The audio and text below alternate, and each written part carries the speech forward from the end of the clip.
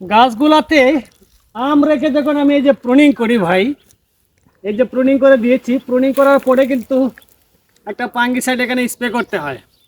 এখানে স্প্রে করে দিলাম। এই যে দেখেন এই গাছগুলোকেও প্রুনিং করেছি।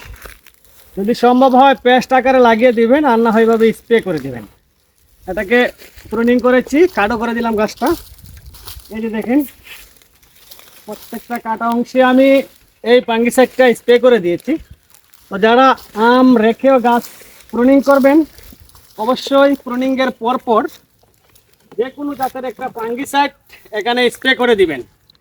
আর না এখানে ডালের মধ্যে সমস্যা হতে পারে, নতুন কুশি আসতে ব্যাঘাত ঘটাতে পারে।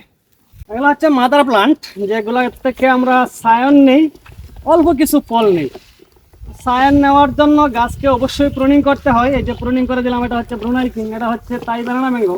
আপনারা জানেন যে অসুস্থ ছিলাম, এই কারণে এই বাগানটাতে কাজ করা হয় নাই। এটা হচ্ছে চিয়াংমাই, চিয়াংমাইটাকেও প্রুনিং করে দিয়েছি।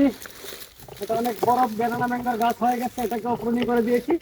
এখান থেকে যখন সায়ন হবে, অনেক অনেক সায়ন আমরা এখান থেকে সংগ্রহ করতে পারবো। প্রত্যেকটা গাছকে প্রুনিং করে দিলাম, এখন খাবার দেব।